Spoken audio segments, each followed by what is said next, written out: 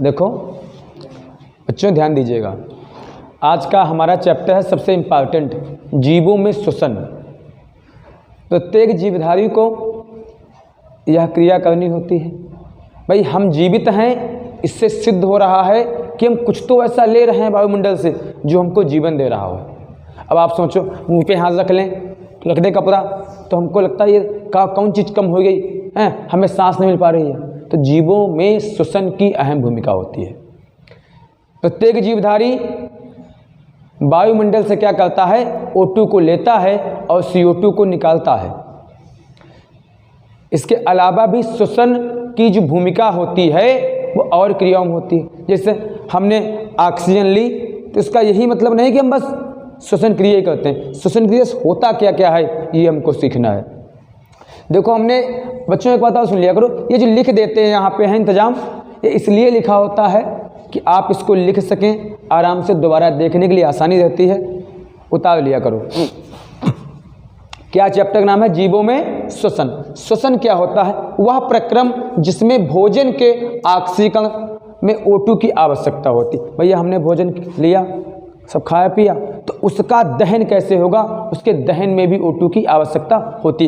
कभी कभी भाग रहे होते, दौड़ते हैं तो नाक से सांस लेते हैं, तो जल्दी तेज भागते हैं तो मार मुंह से सांस लेते हैं। काहे, हमें उस समय जब भागे हैं, रेस किया करी हमने, तो क्या हुआ, ज़्यादा ऑक्सीजन की आवश्यकता हुई, हमने मुंह से नाक से ले नहीं इतनी पाई, तो क्या करेंगे, मुंह से ले लेते हैं। खींचते नहीं खींचते हैं, थक जाते हैं, हाँफते हैं, मुंह से सांस लेते हैं। तो बच्चों अधिक ऑक्सीजन की आवश्यकता इसलिए होती है कि हमने अधिक कार्य किया। जब आप ज़्यादा मेहनत करते हो तब भी मुंह से सांस लेते हो, क्या है कि अधिक ऑक्सीजन की आपको आवश्यकता होती है। बेटा श्वसन की प्रक्रिया जो है वो दो भागों में बट जाती है, एक होता है हमारा निःश्वसन और एक होता है निःश्वसन। और इस पूरे सिस्टम को कहते हैं श्वासोच्छ्वास कहते हैं, जिसमें दोनों क्रिया आती हैं आपकी हैं, निःश्वसन आता है और निःश्वसन आता है। अच्छा देखो निःश्वसन क्या है, पहले आपको बता दें कि हमने बताया था वह प्रक्रम जिसमें भोजन के ऑक्सीकरण में O2 की आवश्यकता होती। कैसे आवश्यकता होती, देखो जैसे हम लोग भोजन करते हैं उसमें ग्लूकोज की मात्रा पाई जाती। हमने रिएक्शन दिखाई आपको, ग्लूकोज O2 के साथ क्रिया करके क्या बनाती है, CO2 और जल और ऊर्जा बनाती है। भैया आप सोचो, अभी आप सोचो, हम लोग ऑक्सीजन लेते हैं, आखिर वो कोई तो विधि होगी, लेते ऑक्सीजन हैं और बन के निकलती CO2 कार्बन डाइऑक्साइड। तो कहीं पे तो ऐसा सिस्टम होता होगा जो ऑक्सीजन को CO2 में बदलता होगा, नहीं होगा बच्चों, होगा, CO2 में बदलता होगा। और जल की मात्रा, भाई आप अब सोचो हमारे शरीर में बहुत जल पाया जाता है, 65% है, क्या आप निकाल सकते हैं 65%? नहीं निकाल सकते। अब सोचो हमने खाना खाया, उसमें जल गया, थोड़ा पानी है नहीं, पानी है, रोटी खाई, चावल खाए, सब्जी खाई, तो सब मिला के जल किसी ना किसी विधियों से पहुंच तो रहा ही है। भले न पीते हो इतना, जा तो रहा है। और फिर भैया वो सब जल कहाँ निकलता है, वही H2 और ऊर्जा के रूप में ये ऊर्जा हमको प्राप्त हो जाती है, जो शरीर की सभी क्रियाओं में हमें सहभागिता निभाती है, कार्य करती है। तो इस प्रक्रम को दो भागों में बांटा गया, एक निःश्वसन है और एक निःश्वसन है। निःश्वसन क्या होता है, भाई आपने सांस से, नाक से सांस लेते हो, नाक से, ये नाक का है, श्वसन का पहला अंग। देखो नाक श्वसन कराने में सहायक अंग है, प्रमुख अंग कौन होता है, फेफड़े होते हैं ना। आप जब सांस लेते हो तो यहाँ से खींचते हो कि नाक से खींचते हो, ऐसे खींचते हो, नहीं, ताकत कहाँ से जाती है, यहाँ से जाती है। तो प्रमुख अंग कौन है, फेफड़े। मैंने कल भी बताया था, हर क्लास में बताता हूँ, कोई भी सिस्टम बनता है उसमें एक अंग प्रमुख होता है और बाकी अंग उसके सहायक होते हैं। भाई स्कूल चलता है, प्रिंसिपल चला लेगा स्कूल अकेले, नहीं, टीचरों की आवश्यकता होती है, सब चपरासी भी होते हैं, तो सब सिस्टम मिलकर तब उस बच्चे, और बच्चे न हो तो होगा स्कूल नहीं, तो सब मिलकर स्कूल बनता है। तो तैसे भैया क्या सीखे कि हर चीज़ मिलकर एक तंत्र बनता है जिसे हम श्वसन तंत्र कहते हैं। तो उसमें भाई हृदय जो है का नाम, फेफड़े हैं, वो प्रमुख अंग हैं और उसके सहायक अंग होते हैं, वो अभी आपको हम बताएंगे। तो क्या निःश्वसन में क्या बेटा, हम लोग O2 जब खींचते हैं तो O2 खींचने की क्रिया क्या कहलाती है, जब वायुमंडल से नाक के द्वारा आप O2 खींचते हो तो क्या कहलाती है? निःश्वसन कहलाती है। क्या कहलाती है? और बाद में यही O2 जब CO2 बनकर वापस निकलती है वायुमंडल में तो इस क्रिया को क्या कहते हो? निःश्वसन कहते हो। वो निःश्वसन है, ये निःश्वसन है, ये दो बूंद रखे हैं, निःश्वसन है। निःश्वसन में O2 को ग्रहण किया जाता है और निःश्वसन में CO2 को निकाला जाता है। समझे आप लोग? देखो पहले हम आपको बता दें, मनुष्यों में के अलावा भी प्रत्येक जीवधारी श्वसन के लिए जिन अंगों का प्रयोग करता है वो जानो। फिर आपको हम जो आपकी क्लास में आता है कि मनुष्यों जो कैसे श्वसन करता है वो आपको हम बता देंगे बाद में। पहले आप कुछ बातें देख लो। देखो पहले इधर देखो, कुछ बातें यहाँ लिखी हमने इंपॉर्टेंट और कुछ यहाँ लिखी हैं। देखो श्वसन अंग दिखाए हमने हैं। एक कोशिकीय जीव होते हैं, पैरामीशियम है, शैवाल वगैरह हैं और अमीबा है। ये कैसे श्वसन करते होंगे भाई? इनके पास तो एक ही कोशिका होती है, अत्यंत सूक्ष्म जीव होते, बहुत सूक्ष्म जीव जिन्हें देखा नहीं पाते नंगा आँखों से, तो कैसे करते होंगे? ये शरीर की सतह से, अपने शरीर के भागों से श्वसन की क्रिया को पूरा कर लेते हैं। बेटा केचुआ ये किससे करता है? ये त्वचा से करता है, त्वचा की सहायता से श्वसन की क्रिया कर लेता है। अगला आपका है काकरोच या कोई कीट जो होते हैं इस टाइप वाले, वो कैसे करते होंगे? वो रंध्रों से करते हैं या श्वास नली से करते हैं। सीधे यहाँ पर जो नली पाई जाती है उसी सांस ले लेते हैं। उनको अलग से फेफड़े की आवश्यकता नहीं होती, आराम से उनका सीधा सिस्टम है। जैसे हम लोग नाक से श्वसन किया तो गसनी में गया, वो अंदर से कुछ सिस्टम होता होगा, उनमें कुछ नहीं ऐसा, सीधे श्वास नली, सांस ले ली, बात खत्म। मछली है, ये देखो मछली गिल्स लेती है, गलफड़े पाए जाते हैं, क्लोम पाए जाते हैं, ये मछलियों में बेटा होता है। और मेढक, सुनो मेढक की कहानी तो दूसरी होती है। मेढक उभयचर है, मिट्टी में रहता है और जलों में रहता है। जब ये मिट्टी में होता है तो या जल में रहेगा तो श्वसन अंग जो है उसके बदल जाते हैं। जब ये देखो स्थल में होता है, ऊपर होता है, घूमा करता है तो करता है फेफड़ों से, और जब पानी में जाएगा, जल में जाएगा तो त्वचा से श्वसन की क्रिया करेगा। इसकी त्वचा में छोटे छोटे छिद्र पाए जाते हैं जो इसकी श्वसन क्रिया में, आप लोगों ने देखा होगा बरसात के मौसम में पता नहीं कितने मेढक निकल आते हैं एकदम पीले पीले। और कहाँ से आते हैं? वो मिट्टी में दबे होते हैं, जो आते हैं निकल कर तो ये जल में जब जाते हैं तो त्वचा से सांस लेते हैं और ये स्थल में फेफड़ों से लेते हैं।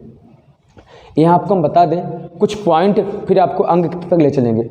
बेटा हमारे दो फेफड़े पाए जाते हैं, जो बायां फेफड़ा और दायां फेफड़ा। दाएं फेफड़े का वजन होता है 620 ग्राम, इसका भार कितना होता है? 620 ग्राम होता है, और बाएं का होता है 570 ग्राम। बायां फेफड़ा कुछ दाएं फेफड़े के अपेक्षा हल्का होता है, लगभग आप देख लीजिए कितना हल्का है, 50 ग्राम हल्का होता है। 1 मिनट में हमारा जो रक्त है कितना पंप हो जाता है? लगभग 5 लीटर पंप हो जाता है।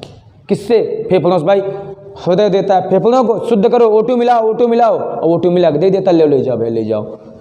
नहीं देता है। सामान्य व्यक्ति 15 से 18 बार श्वसन क्रिया करता है। आप लोगों ने देखा होगा, हम लोग बैठे होते हैं तो आराम से सांस लेते हैं, पता नहीं चलता है सांस ले रहे हैं। जब लोग सोते हैं तो लंबी सांसें लेते हैं,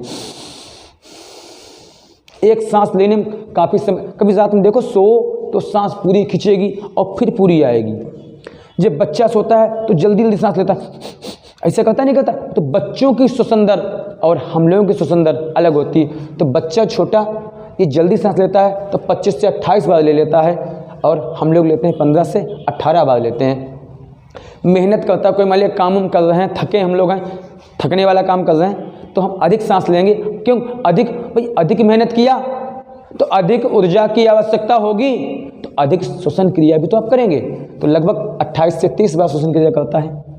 अब बच्चों अन्न में देख लीजिए क्या होता है, अन्य बिंदु लिख दिए हमने। O2 के परिवहन से और भी क्या होता है, हमारे शरीर में सबको पता है आयरन की आवश्यकता होती है, लोहा चाहिए होता है। लोहा चाहिए नहीं चाहिए होता है? चाहिए होता है। अब इतना लोहा मत लिया करो मत, लोहा ही लोहा हो, ठीक। लोहे की आवश्यकता होती है। देखो लोहे की आवश्यकता क्या, तो देखो हमको क्या चाहिए होता, हीमोग्लोबिन चाहिए होता, आयरन की आवश्यकता होती है। एक बार क्या हुआ बच्चा, एक पति पत्नी थे, तो भैया पति बीमार रहता था तो पत्नी लेके गई डॉक्टर के पास। तो कहा हो गया भैया पति का?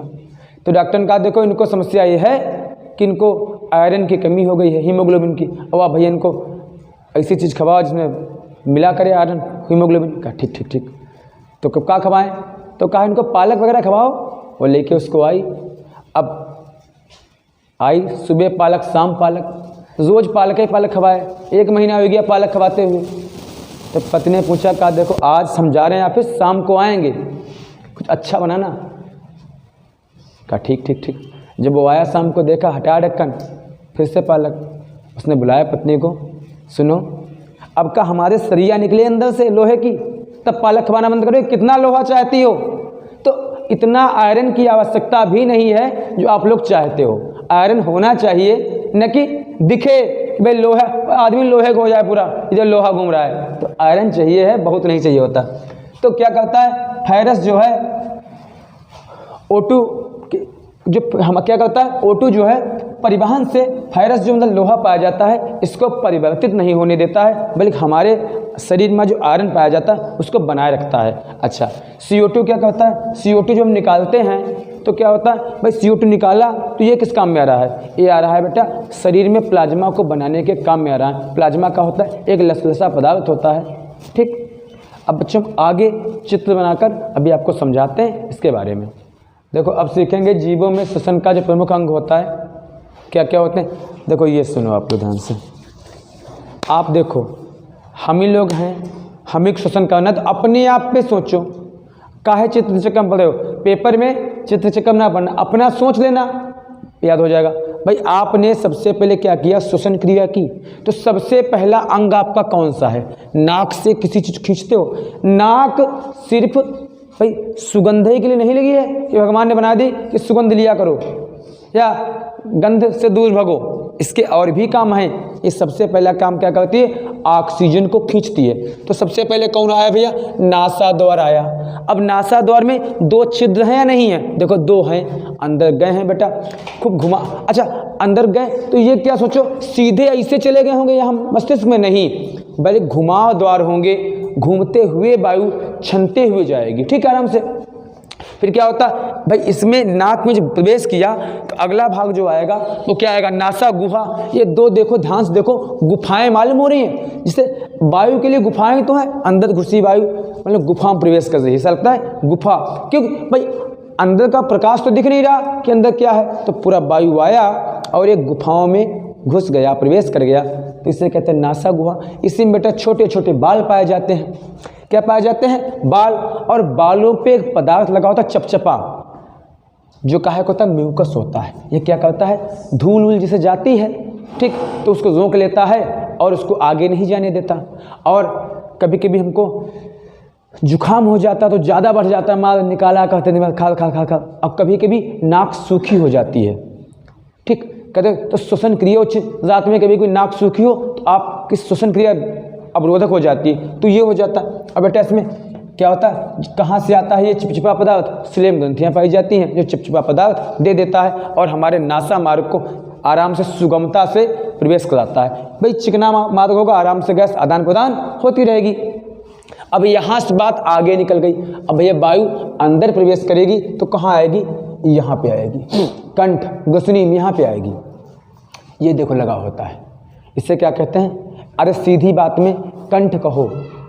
ठीक, और यहाँ आई इसको बेटा लैरिक्स कहते हैं। यहाँ जब आएगी तो अब समस्या यहाँ पे ऐसा होता है कि यहीं पर से इसको डिवाइडर जाना होता है इधर उधर। भाई जब ये जो आई आपकी यहाँ पे आई तो यहीं पर इसको क्या होगा? बटना है। तो क्या होता है? देखो क्या लिखा?